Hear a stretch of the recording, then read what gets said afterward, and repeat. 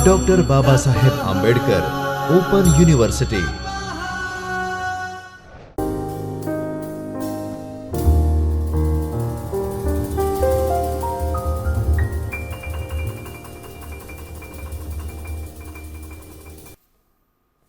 નમસ્કાર મિત્રો, doctor Baba Saheb Ambedkar open યુનિવર્સિટીના department of library and information સાયન્સમાંથી હું નિશા આપ સૌનું હાર્દિક સ્વાગત કરું છું. મિત્રો, master of library and information સાયન્સના પેપર નંબર 2 મીન્સ MLI 102માં બ્લોક નંબર 4 નાણાકીય સંચાલનનો આજે આપણે અભ્યાસ કરશું. મિત્રો, કોઈ પણ સંસ્થાનું સંચાલન માટે નાણાં એ અત્યંત આવશ્યક છે. નાણાં અને સંસ્થાનું સુવ્યવસ્થિત સંચાલક માટેનું એક ચાલક બળ છે, જેને આપણે શક્તિ પણ કહી શકીએ ને પ્રાણવાયુ પણ કહી શકીએ. નાણાં એટલું તો અસરકારક પરિબળ છે કે તેના અભાવના કારણે સંસ્થા શૂન્યમાં પરિણમી શકે. જો નાણાં ન હોય તો સંસ્થા શૂન્યમાં પરિણમી શકે અને અંતે તે મૃત પામી શકે. સંસ્થા મૃત બની શકે છે. ગ્રંથાલય એક ખર્ચ કરતી સંસ્થા છે, જેના માટે પૂર્ણતઃ નાણાકીય સુવિધા હોવી એ અનિવાર્ય છે. નાણાં વગર કોઈ સુવિધા આપણે પર્યાપ્ત પૂરી પાડી શકીએ નહીં. પર્યાપ્ત નાણાકીય સુવિધા માટે જ પુસ્તકાલય પ્રભાવશાળી અને સંતોષકારક સેવા પ્રદાન કરી શકે છે. પુસ્તકાલય સેવાકીય સામાજિક સંસ્થા છે. સમાજને બૌદ્ધિક આવશ્યકતાઓની પૂર્તિ માટે પુસ્તકાલયનો વિકાસ થાય છે. મિત્રો, આપણે ગ્રંથપાલ તરીકે, ભાવિ ગ્રંથપાલ તરીકે આપણે બૌદ્ધિક આવશ્યકતાઓની પૂર્તિ કરવાની છે ગ્રંથાલય દ્વારા, તો તેનો વિકાસ અત્યંત આવશ્યક છે. એ થઈ રહ્યો છે અને થવાનો પણ છે, અને અત્યંત આવશ્યક છે. જ્યારે અત્યંત આવશ્યક હોય ત્યારે નાણાંની પૂરતી જોગવાઈ આવશ્યક હોય છે. ગ્રંથપાલ અને ગ્રંથાલય સમિતિ પાસે નાણાકીય વ્યવસ્થાની પાયાની આ બાબતોનો સ્પષ્ટ ખ્યાલ અને તેના ચિત્રો પણ સ્પષ્ટ હોવા જોઈએ. પુસ્તકાલય વર્ધમાન સંસ્થા છે, સતત ચીર વર્ધમાન સંસ્થા છે, જે આપણને ગ્રંથાલયના 5 શાસ્ત્ર સૂત્ર કોણે આપ્યા છે? રંગનાથને. આ રંગનાથનનું 5મું શાસ્ત્ર સૂત્ર કહે છે ગ્રંથાલય એ ચીર વર્ધમાન સંસ્થા છે. જ્યારે ચીરવર્ધમાન સંસ્થા છે ત્યારે નાણાકીય વ્યવસ્થા સંબંધિત ગ્રંથાલય વિજ્ઞાનનું 5મું શાસ્ત્ર સૂત્ર ને આપણાને સ્પર્શે છે. અને એક વખત પુસ્તકાલયની સ્થાપના કરો એટલે સમય જતાં તેમાં વાંચન સામગ્રી પણ વધે, વાંચકો પણ વધે અને કર્મચારીનો પણ સતત વધારો થાય છે. થોડા ગ્રંથાલય સેવા અને વિવિધતા, ગહનતા અને પ્રાપ્તિ સાથે આ વધારો એ અસાધારણ બની રહે છે. એક કોઈ પણ બિંદુએ તેને ટકાવવામાં આવે તો આ ત્રિમૂર્તિનું સ્વરૂપ પ્રદાન થતું હોય છે. પુસ્તકાલયની સ્થાપના માટે તેને અત્યંત સતત જીવંત બનાવી રાખવાની ખૂબ જ આવશ્યકતા રહેલી છે. પુસ્તકાલયની સ્થાપના કર્યા બાદ તેને સતત જીવન બનાવી રાખવા માટે, સતત તેને જીવંત રાખવા માટે સતત નાણાકીય પ્રવાહની આવશ્યકતા બની રહે છે. અથવા તો એમ કહી શકાય કે ખર્ચ અને તે પણ વધતી જતી ટકાવારીની આવશ્યકતા રહેલી છે. મિત્રો, નાણાકીય સ્ત્રોતો ગ્રંથાલય માટે કયા કયા હોઈ શકે? ગ્રંથાલયના અલગ અલગ પ્રકારો આપણે બેચલર ડિગ્રીમાં ભણી ગયા છે. શૈક્ષણિક ગ્રંથાલય હોય, વિશિષ્ટ ગ્રંથાલય હોય અને જાહેર ગ્રંથાલય પણ હોય. ત્યારે શૈક્ષણિક ગ્રંથાલયમાં નાણાકીય આવક ક્યાંથી આવતી હોય? કોઈ પણ સંસ્થા હોય તેને ચલાવવા માટે નાણાંની આવશ્યકતા હોય છે. નાણાં કઈ રીતે આવે છે ગ્રંથાલય પાસે?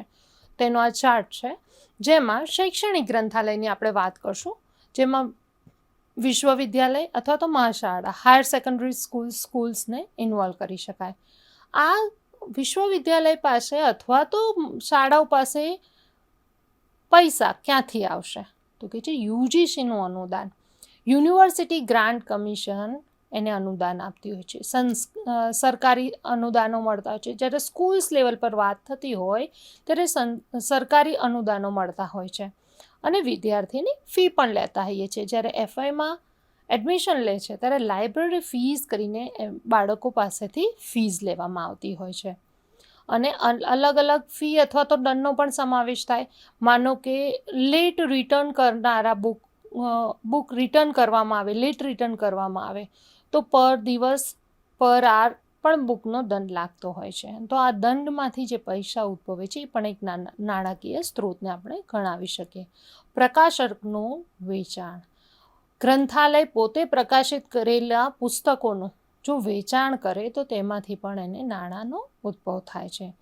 પ્રલેખો માટે ફી તેમજ રિપ્રોગ્રાફિક સેવા માટેની ફીસ. રિપ્રોગ્રાફિક મીન્સ આપણે ગ્રંથાલયમાં અપાતી ઝેરોક્સની સુવિધાઓ. નૈસર્ગિક સંપત્તિ અથવા તો ભેટ, દાન વગેરે. આપણને ગ્રંથાલયમાં દાન મળતું હોય, ભેટ મળતું હોય, નાણાકીય ભેટ અથવા તો દાન સંસ્થાઓ આપતી હોય છે, એનજીઓઝ આપતી હોય છે. કોઈ વ્યક્તિગત અથવા તો એલ્યુમિનાઈ જ્યારે શૈક્ષણિક સંસ્થાની વાત કરતા હોય, શૈક્ષણિક ગ્રંથાલયની વાત કરતા હોય ત્યારે એલ્યુમિનાઈ એટલે કે આપણા ભૂતપૂર્વ વિદ્યાર્થીઓ પણ દાન અને ભેટ આપતા હોય છે. ત્યારબાદ આપણે વાત કરશું વિશિષ્ટ ગ્રંથાલયો, સ્પેશિયલ લાઇબ્રેરીઝ. તેમની પિતૃ સંગઠનોમાંથી ભંડોળ મળતું હોય છે. જ્યારે વિશિષ્ટ ગ્રંથાલયોની વાત કરતા હોય તો વિશિષ્ટ ગ્રંથાલયો માટે પિતૃ સંગઠનો હોય છે અથવા તો તેનું જે ભંડોળ હોય છે તેમાંથી નાણાં મળતા હોય છે. યોજનાઓને ફાળવેલા ભંડોળો, અલગ અલગ યોજનાઓ તૈયાર કરેલી હોય. વિશિષ્ટ લાઇબ્રેરી વિશિષ્ટ વ્યક્તિઓ માટે અને વિશિષ્ટ એનજીઓ માટે અથવા તો સંગઠનો માટે કામ કરતા હોય છે ત્યારે તેની માટે અલગ નાણાં ભંડોળ સરકારે અથવા તો એનજીઓઝે ફાળવેલું હોય છે. તે ભંડોળમાંથી પણ નાણાં મળે છે. દાતાઓ પણ હોય છે, જેમ કે યુનેસ્કો પણ આવી રીતના ભંડોળ આપતી હોય છે. આંતરરાષ્ટ્રીય સ્તરે જ્યારે આપણે વાત કરતા હોય ત્યારે પ્રકાશનોનું વેચાણ આપણે કરતા હોઈએ. માહિતી ભાષાંતર અથવા તો રિપ્રોગ્રાફિક સર્વિસીસ, સ્પેશિયલ સર્વિસીસ જ્યારે લાઇબ્રેરી આપતી હોય, કોઈ સ્પેશિયલ માહિતી પ્રોવાઈડ, કરંટ અવેરનેસ સર્વિસીસ આપતી હોય, સિલેક્ટિવ ડિસેમિનેશન ઇન્ફોર્મેશનની સર્વિસીસ જ્યારે ગ્રંથાલય આપતું હોય ત્યારે તેની અલગથી ફી વસૂલાય છે અને આ વસૂલાયેલી ફી એ નાણાકીય સ્ત્રોત તરીકે આપણે દર્શાવી શકીએ છીએ. સભ્યપદનું લવાજમ. જ્યારે આવી વિશિષ્ટ ગ્રંથાલયો હોય છે તો ત્યાંના કામ કરનારા કર્મચારી અથવા તો ત્યાંના રહેલા સભ્યપદ સિવાય અન્ય લોકોને પણ ત્યાંની સભ્યપદ આપવામાં આવે અને તેનું લવાજમ વસૂલવામાં આવે, એમની નોમિનલ ફીઝ રાખવામાં આવે અને તેનાથી પણ નાણાકીય સ્ત્રોત ઉદ્ભવે છે. જાહેર ગ્રંથાલય. જાહેર ગ્રંથાલય એટલે લોકોથી લોકો વડે ચાલતું ગ્રંથાલય. તો આવા ગ્રંથાલયોમાં ગ્રંથાલય કરનું વસૂલાત કરવામાં આવે છે. ગ્રંથાલયમાં લવાજમ.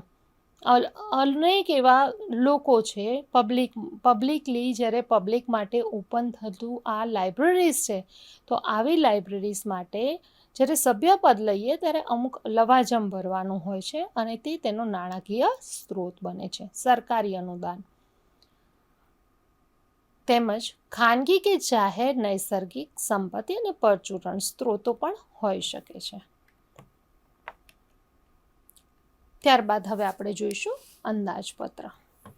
ગ્રંથાલય અને માહિતી કેન્દ્રો એક સંસ્થા કે અન્ય સંસ્થાઓ સાથે જોડાયેલા આવશ્યક રીતે બિન નફો કરતી એક સંગઠન છે. અગાઉ આપણે જોઈ ગયા કે નાણાકીય આયોજન અને સામાન્ય અંદાજપત્રનો ભાગ હતો અને એટલે ગ્રંથાલય કર્મચારી અને તેમને અંદાજપત્ર તૈયાર કરવા માટે મુક્તિ અપાતી હતી. પહેલાં ગ્રંથપાલ પોતે જ અથવા તો ગ્રંથાલયના જે કર્મચારી હોય તે ગ્રંથાલયનો અંદાજપત્ર બનાવવા માટે તૈયાર કરતા હતા, એમને મુક્તિ મળેલી હતી. અંદાજપત્ર નાણાકીય આયોજન અને નિયંત્રણ ક્રિયાવિધિ બંને હતા. શરૂઆતમાં અંદાજપત્ર સામાન્ય રીતે ખર્ચાઓની બાબતો જેવી કે પગાર હોય, પ્રલેખ હોય એની તેટલા પૂરતા જ પ્રતિબંધિત હતા. કિંમતનું મહત્ત્વ શું છે વિશે અંદાજપત્ર હતો. ખર્ચ હતું એ દ્વિતીય વિચારણા હતી અને કેટલીક વાર અંદાજપત્ર વિધાનમાં સ્થાન મેળવતું નહીં.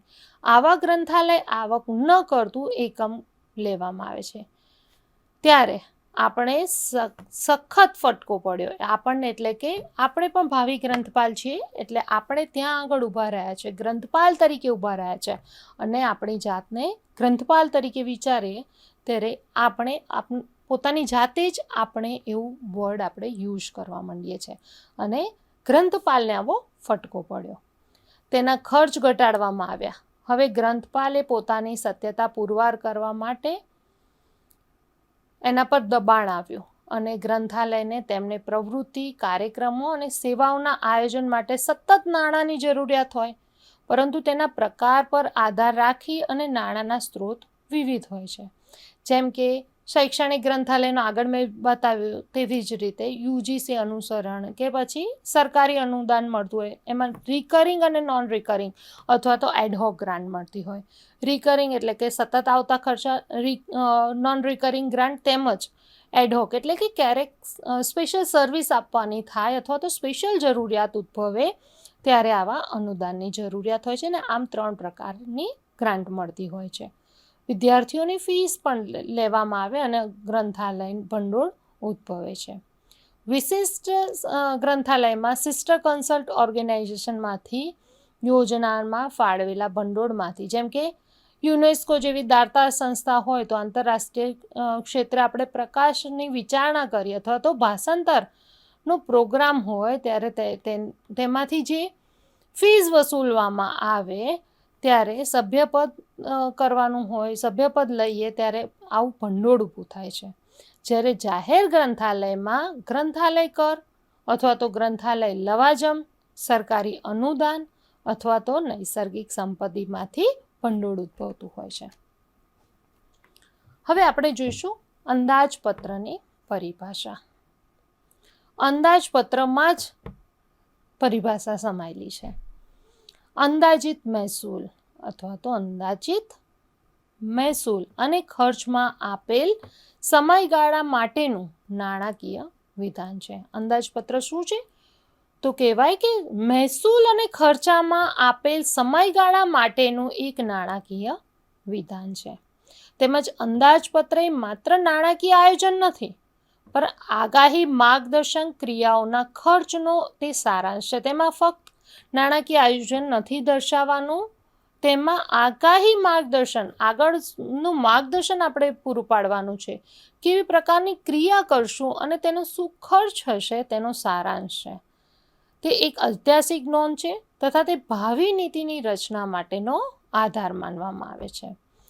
આ સમયગાળા દરમિયાન આયોજિત અથવા તો અપેક્ષિત ખર્ચાઓના અંદાજોની વિગતને આધારે ચોક્કસ સમયગાળા માટે સાર્વભૌમ સંસ્થાની નાણાકીય સ્થિતિને વિધાન અને તેમના નાણાં પૂરા પાડવા માટેની એક દરખાસ્ત છે. નિશ્ચિત સમયગાળાને આવરી લેતા સ્ત્રોત જેમ કે નાણાં અને માનવ શક્તિ તથા ખર્ચાનું સંકલન માટેનું એક આયોજન છે. ખાસ હેતુ માટે ઉપલબ્ધ આવશ્યક અથવા સોંપાયેલ નાણાં રકમનું આયોજન. જ્યારે તમને કોઈ ખાસ હેતુ, ગ્રંથાલયનો ખાસ હેતુ કયો હોઈ શકે? લોકો સુધી, યુઝર સુધી, ગ્રંથાલયના ઉપભોક્તા સુધી તેમને જરૂરી માહિતી પહોંચાડવી એ ગ્રંથાલયનો હેતુ છે. ત્યારે આવી આવશ્યકતાઓ રહેલી હોય તેને માટે કઈ કઈ આવશ્યકતાઓ રહેલી હોય?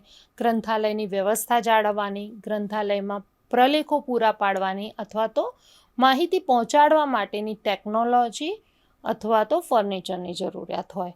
ત્યારે એમાં સોંપાયેલા નાણાંની રકમ એટલે કે સોંપવામાં આવેલા જે નાણાં છે, વર્ષ દરમિયાન તમને કેટલા નાણાંની જરૂરિયાત પડશે એ નાણાંનું આયોજન કરવાનું છે. આપેલ સમયગાળા માટે અંદાજિત મહેસૂલો એટલે કે અંદાજિત આવક અને ખર્ચાઓના આર્થિક આયોજન સિવાય અંદાજપત્રએ આયોજનને અમલમાં મૂકવા પાર પાડનારા સાધનો તથા ખર્ચ માટેના આધારની આગાહી છે, અને તે ખાસ હેતુ માટે સોંપાયેલ નાણાંનું સૂચક પણ કહેવામાં આવે છે. હવે આપણે અંદાજપત્રોના પ્રકાર જોઈશું. અંદાજપત્રના પ્રકાર આ પ્રમાણે કહી શકાય. મુદ્દા અંદાજપત્ર એટલે કે ઓન વોટ બજેટ, સૂત્ર અંદાજપત્ર, ફોર્મ્યુલા બજેટ, એકમ ખર્ચ અંદાજપત્ર એટલે કે યુનિટ કોસ્ટ બજેટ, ઉચ્ચક અંદાજપત્ર જેને આપણે લમસમ બજેટ પણ કહી શકીએ, કાર્યક્રમ અંદાજપત્ર, પ્રોગ્રામ બજેટ, ક્રિયાત્મક અંદાજપત્ર ઓપરેટિંગ બજેટ, મૂડી અંદાજપત્ર એટલે કે કેપિટલ બજેટ અને સરવૈયા અંદાજપત્ર એટલે કે બેલેન્સ શીટ બજેટ. મિત્રો, આવા પ્રકારના પ્રશ્નો તમારી પરીક્ષામાં આવી શકે છે કે અંદાજપત્ર એટલે શું, તેના પ્રકાર જણાવો. એટલા માટે ફરીથી આપણે અંદાજપત્રના પ્રકાર કયા કયા છે તેને હવે વિસ્તૃતથી જોઈશું. મુદ્દા અંદાજપત્ર, આને આપણે બાબત અંદાજપત્ર પણ કહેવામાં આવે છે અથવા તો રેખા બાબતો અંદાજપત્ર પણ કહી શકાય છે, જેમાં અંદાજપત્રીય વિધાનમાં ખર્ચની વિવિધ વિગતો જેવી કે પગાર હોય, બાંધણી ખર્ચ, સંદર્ભ પ્રલેખનો ખર્ચ, ઝેરોક્સ અથવા તો નકલની સેવા આપવામાં આવે, સાચવણી એટલે પ્રિઝર્વેશન કરવાનું હોય તે સંબંધિત ખર્ચાઓ જે થાય છે તે ક્રિયા અનુસાર યાદી તૈયાર કરાય છે. કયા કયા ખર્ચાઓ સંભવિત હોઈ શકે છે એની એક યાદી તૈયાર કરવામાં આવે. ખર્ચની પ્રત્યેક બાબતમાંથી આપેલ ખોટની માત્રા વિવિધ સંગઠનોમાં અલગ અલગ હોય છે અને સંબંધિત સંગઠન દ્વારા નુકસાનની ક્રિયાવિધિ અથવા કોઈ નીતિ ઉપર આધારિત છે. આ અંદાજપત્ર વાર્ષિક આવર્તક અથવા તો થાપણ અંદાજપત્ર હોય છે.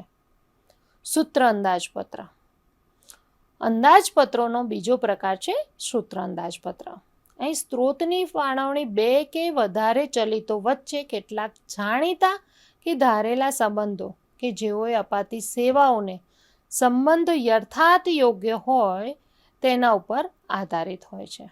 દાખલા તરીકે સંસ્થાની ખાસ સૂત્ર માહિતીના આધારે ગ્રંથાલય ભંડોળને અલગ પાડે છે કે જે વિદ્યાર્થીઓની નોંધણી, શૈક્ષણિક કાર્યક્રમો, શિક્ષણગણની સંખ્યા અથવા તો હાથ પરના સંગ્રહોની માત્રા, સંગ્રહની માત્રા કેટલી છે અથવા તેની જાળવણી કરાય છે કે અન્ય પરિબળોને આધારે તે નક્કી થાય છે. આ પ્રકારના સૂત્ર અંદાજપત્ર રચવા વ્યક્તિ ગ્રંથાલયને મેળવે તે રકમ માત્ર સુનિશ્ચિત કરી શકે છે અને તેને કેવી રીતે કરવી તે સૂચિત કરી શકાતું નથી. એટલે કે માત્ર રકમ ક્યાં વપરાશે અથવા તો ક્યાં ક્યાં રકમની જરૂરિયાતો પડશે તે સુનિશ્ચિત કરે છે, પણ કેવી રીતે તેને ખર્ચવામાં આવશે તે કંઈ અહીંયા બતાવવામાં આવતું નથી. અંદાજ કાઢવાની આ પદ્ધતિ એવા સંગઠનો માટે ઉપયોગી થાય કે જ્યાં આગળ ખર્ચની માહિતી ઉપલબ્ધ ન હોય. આર્થિક માથાદીઠ નાણાકીય અંદાજ કાઢવાની પદ્ધતિ સૂત્ર અંદાજપત્ર રચનાની એક પદ્ધતિ છે.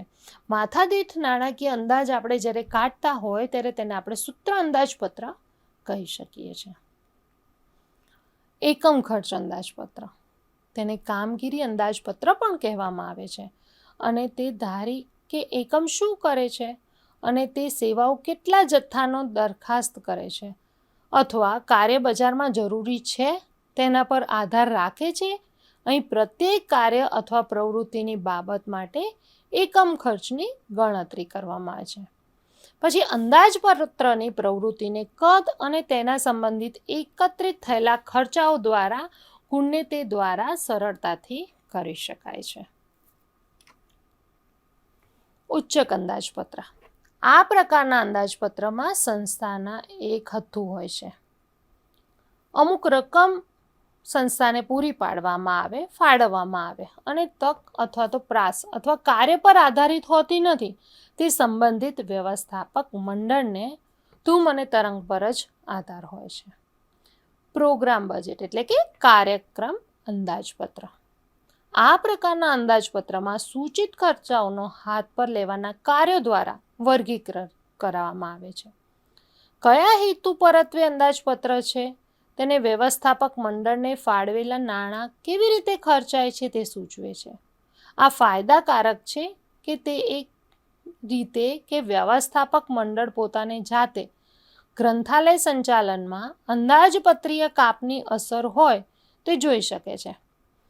અંદાજપત્ર રચનાનું પરિકૃત સંક્રમણ આયોજન કાર્યક્રમ અંદાજપત્ર પદ્ધતિ એટલે કે PPBS, જેને આપણે ટૂંકમાં કહેવાય છે કાર્યક્રમ અંદાજપત્રને ટૂંકમાં કહેવાય છે પ્રોગ્રામ બેઝડ બજેટ, PPBS, જે ઉદ્દેશ અને હેતુના સંદર્ભમાં ખર્ચનું પૃથ્થકરણ કરવાનો હેતુ રાખે છે. શેમનો હેતુ રાખે છે? ઉદ્દેશ અને હેતુના સંદર્ભમાં ખર્ચ કરવાનો પૃથ્થકરણ કરે છે. એનું પૃથ્થકરણ કરે છે. ઉદ્દેશ્ય શું છે, હેતુ શું છે અને એના સંદર્ભિત ખર્ચ કેટલો આવશે તેનો એક હેતુ રાખે છે. અને આખરીમાં કાર્યનીતિ એટલે કે વર્કની નીતિ, કામની નીતિ સુનિશ્ચિત કરતા પહેલાં હેતુઓની સિદ્ધિ સંબંધિત ખર્ચાઓ માટે વિકલ્પોની ચકાસણી કરવાનો ઈરાદો રાખે છે. વિકલ્પોની ચકાસણી કરે છે, દરેક સંદર્ભના ખર્ચનું પૃથ્થકરણ કરે છે અને ત્યારબાદ તેના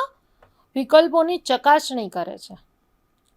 ત્યારબાદ જોઈશું ક્રિયાત્મક અંદાજપત્ર. સંચાલન અંદાજપત્ર એ આપેલા સમયગાળામાં 1 વર્ષ કહેવાય છે તે માટે આવક અને ખર્ચાઓનું અંદાજિત વિધાન છે.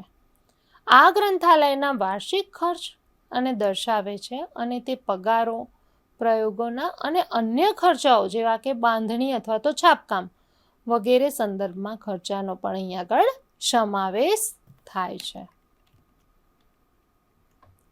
મૂડી અંદાજપત્ર. મૂડી અંદાજપત્ર બિનઆવર્તક પ્રકારનો હોય છે, કારણ કે આ અંદાજપત્રની બાબતો સામાન્ય રીતે વાર્ષિક અંદાજપત્રમાં સ્થાન મેળવતી નથી. તેઓ સંગઠનના લાંબા ગાળાના આયોજનનો ભાગ ગણી શકાય.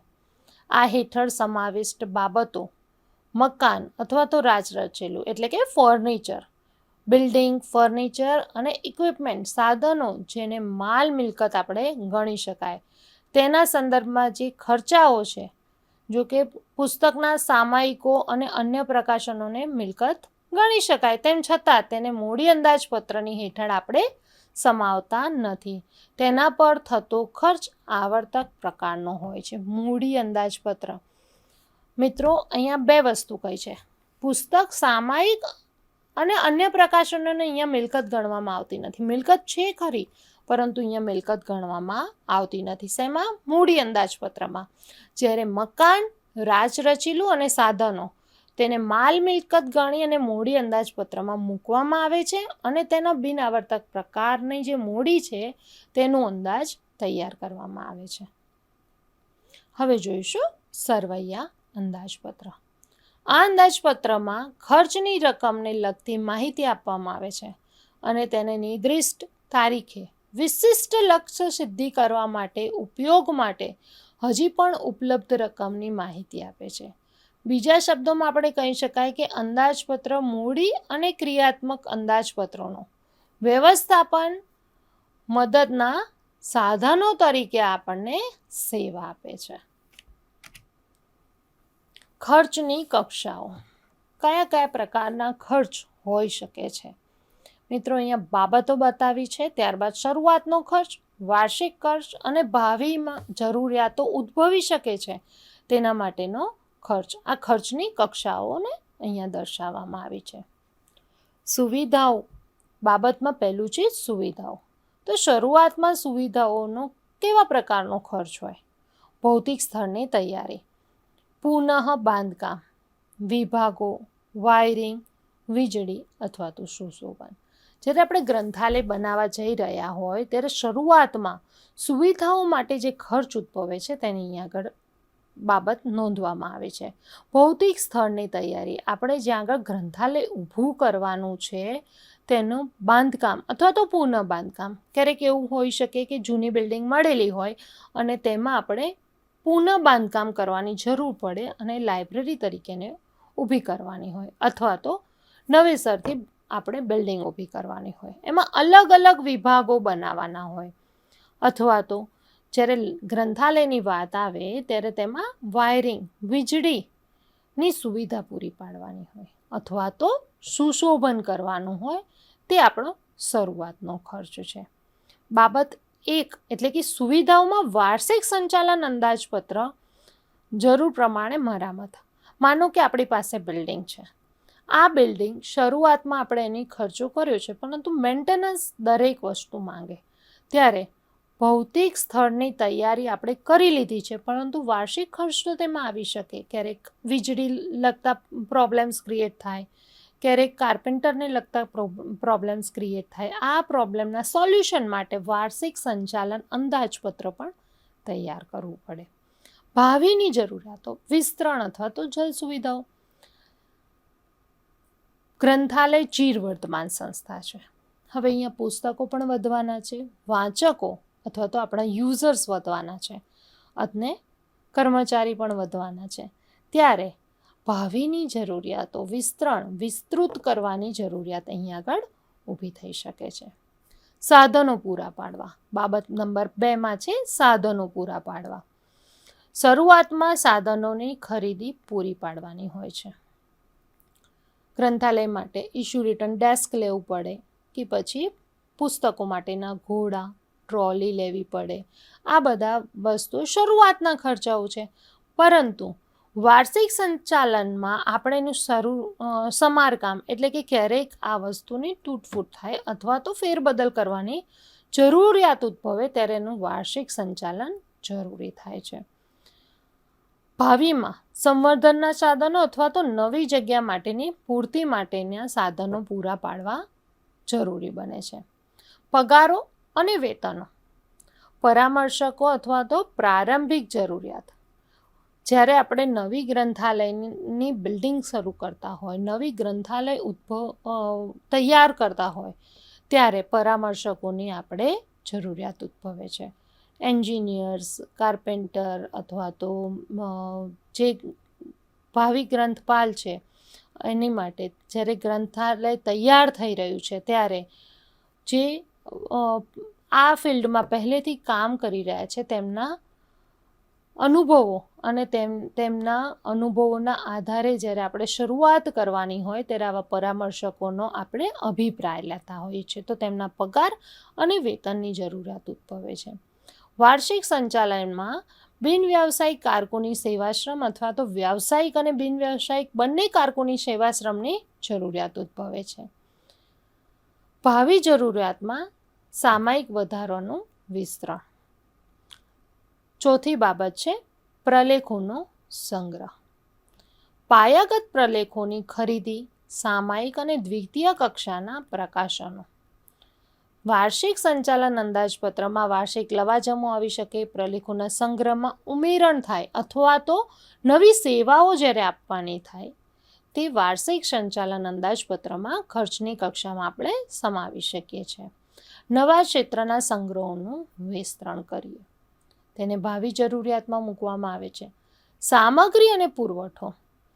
પ્રારંભિક સામગ્રી અને પુરવઠો વાર્ષિક ખર્ચ કરવા યોગ્ય, જેને આપણે વાર્ષિક સંચાલન અંદાજમાં મૂકે છે. પરચુરણ ખર્ચ અને નવી ક્રિયાવિધિઓ.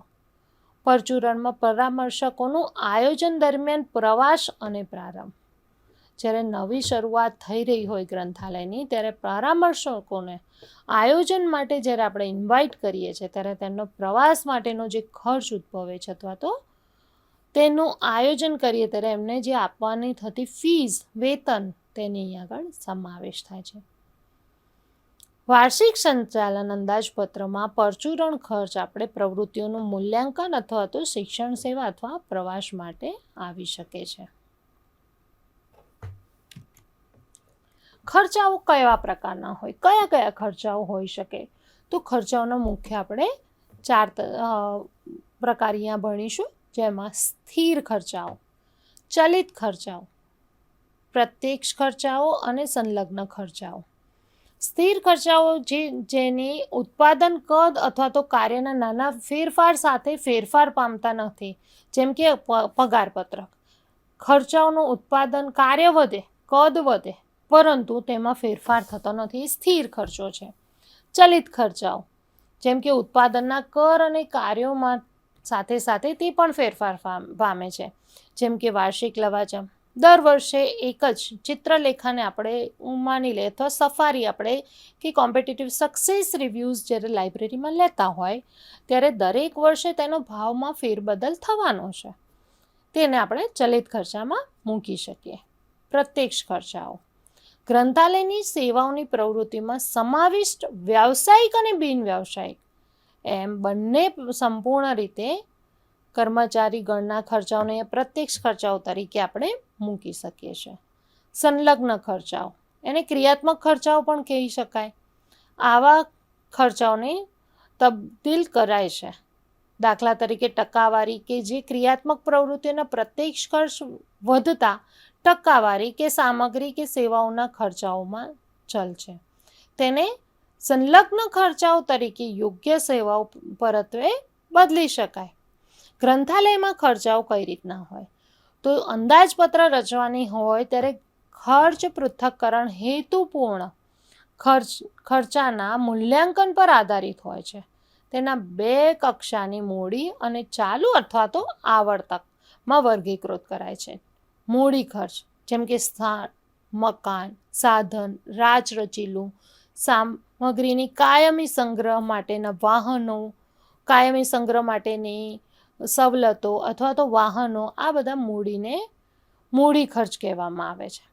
આવર્તક ખર્ચ એટલે કર્મચારીના પગાર, ચાલુ ખર્ચાઓ જેમ કે વીજળી હોઈ શકે, વાહન વ્યવહારના સાધનો હોય તો તેનું પેટ્રોલ અથવા એનું મેન્ટેનન્સ હોઈ શકે, પુરવઠા માટેના ખર્ચા હોઈ શકે. આ બધા પરચુરણ ખર્ચાઓ જેમ કે વીમો હોય અથવા તો ભાડાનું મકાન હોય.